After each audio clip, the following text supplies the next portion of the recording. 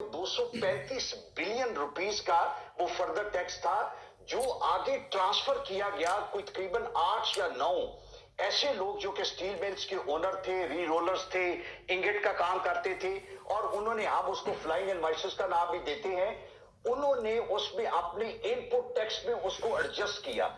ये जब हमारे पास आया कि एक खातून जिसका कोई 4 साल से काम नहीं, और जब वो काम करती भी थी तो उसका सेल टैक्स का रिटर्न तकरीबन होता था।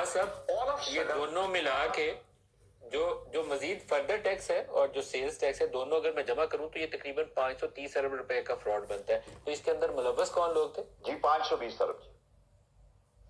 ये देखिए, हमारी जब हमारे पास कंप्लेंट इससे आई, इसमें ऑब्वियसली एफबीआर के जो हमारा अपनी इन्वेस्टिगेशन है, एफबीआर के करंट और पुराने लोग जो प्राल में और एफबीआर के अंदर मौजूद हैं, उनकी एक्टिव इन्वॉल्वमेंट के बगैर ये चीज हो नहीं सकती।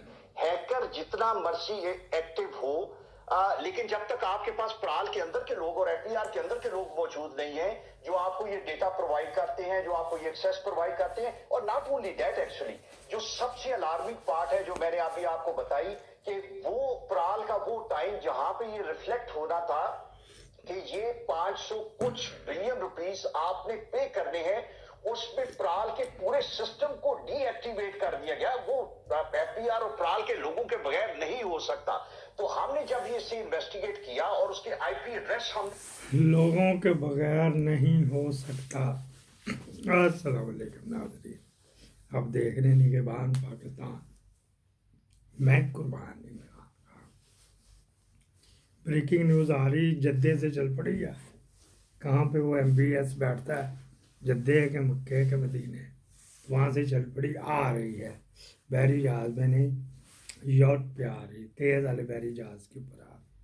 हम ये बात कर रहे हैं, ये कह रहे हैं ना, जब पहला पेपर जाता है तो जैसे ही कंप्यूटर खुलता है तो पता लगता है ये तो सुता है, मरिया डाडा क्या।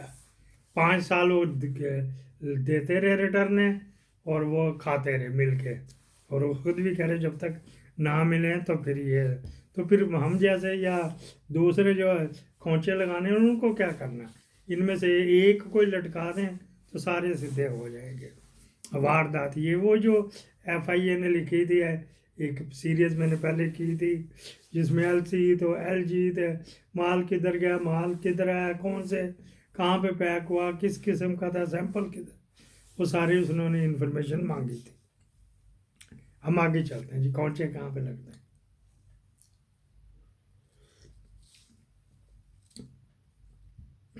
FBR में बिलियंस का एक सुबह बड़े आराम से सिर्फ FBR का एक डिपार्टमेंट ही कर सकता है, सेल टैक्स।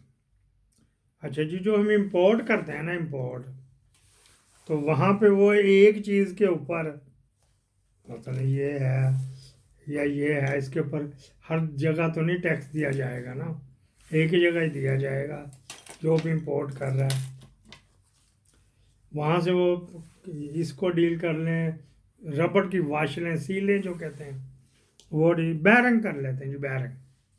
एक मिल में तकरीबन 1.25 करोड़ रुपए के सालाना बैरंग लगते हैं।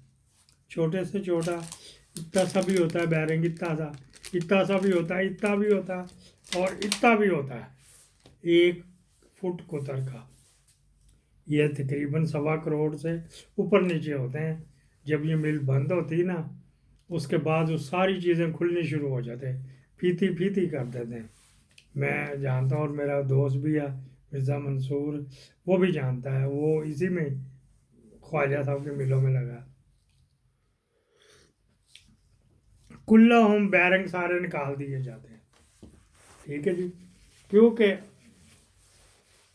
जब दोबारा चलने मियाँ साहब ने पहिया घेरना, पता नहीं जो बटन दबाना, उसके बाद उसने उस वक़्त रुकना जब आखिरी गन्ना भी गुजर जाएगा उसके क्रैशर में से, तो फिर वो उसने रुकना है। फिर एकदम नहीं रुक जाना, उसके बाद ग्रेजुअली मतलब कटर पहले रुक जाएगा, फिर वो भट्टी रुक जाएगी, फिर चीनी, फिर फिल्टर, फिर तोड़े, फिर ऐसा वो बंद होना शुरू हो जाता है जब ये मिल बंद करते हैं। वहाँ पे जो बैरंग यूज़ होते हैं तो سب سے بڑا ہے برانتر روڈ پہ پاک ایشیا ٹریڈر مل ایسوسی ایشن مل سٹور. اس کے بعد اب میاں ٹریڈر NTN کا وہ ہے گلی نمبر 2 ہے یہ میرے کا 3 ہے. تو پاک ایشیا مین روڈ کے اوپر ہی ہے. اس کے بعد ایک چودھری مقصود ہے وہ SKF جرمنی کا وہ ماڈل ٹاؤن میں بینک اسکوائر میں تھا. چودھری محمود جس نے نواز شریف کے پیچھے پچھواڑے میں سوٹی دے کے کہا تھا ٹور چل ادھر. اچھا جی پھر کیا بات ہوئی جی. یہ کیا کہتے ہیں انہوں نے بیرنگ لینے ہیں نا انہوں نے منیر ٹریڈر سے رابطہ کرنا ہے یا اپنی ایلسیاں کھول لینی. اپنی میں مہنگا پڑتا وہ منیر ٹریڈر سے رابطہ کرتے کہ جی ہمیں یہ مال اتنا چاہیے اتنا سنگل کوٹڈ ڈبل کوٹڈ پھر inner metal outer metal steel وہ بیرنگ کی بڑی قسمیں ہوتی ہیں. ہاں جی اس کے ربڑ والی سیل لگی ہوئی کاپر والی لگی ہوئی اسٹیل والی لگی ہوئی وہ جو اندر بینٹے ہوتے ہیں نا اس کے ارد گرد سیل ہوتی ہے. کون آ گیا. اچھا جی پھر کیا بات ہوئی. پھر یہ بات ہوئی وہ جو منیرے سے منگواتے ہیں نا تو منیرہ اپنا 10-12 کنٹینر اس کے آنے ہیں. اس میں آنی ہے ریت اور کباڑ آنا شروع ہو گیا جی. پھر کیا بات ہوئی جی. اس کے نیچے جو پیٹیاں ہیں نا وہ ان کی لگی ہوئی ہوتی ہیں. اس کے اوپر شاپر ڈال کے اوپر ریت ڈال لیتے ہیں اس کے اوپر شاپر ڈال کے اوپر کباڑ ڈال لیتے ہیں لوہا ڈال لیتے ہیں وغیرہ وغیرہ. ان کی ڈیوٹی بڑی مائنر سی ہوتی ہے. ایک تو پہلے لوہا نمائش پہ بنانی ہوتی ادھر آدھے ٹن سے نیچے کو لوہا لیتا ہی نہیں. یہ قریب ہے بہت بڑا ٹریڈ ہے آدھے ٹن سے علاوہ لیتا ہے. سڑک پہ پھینک دو پھر وہ لوگ آتے کٹے کرنے والے نا تو بلغارین زیادہ وہ کٹے کر کے تو آدھا ٹن یا ٹن بنا کے پھر دے دیتے ہیں.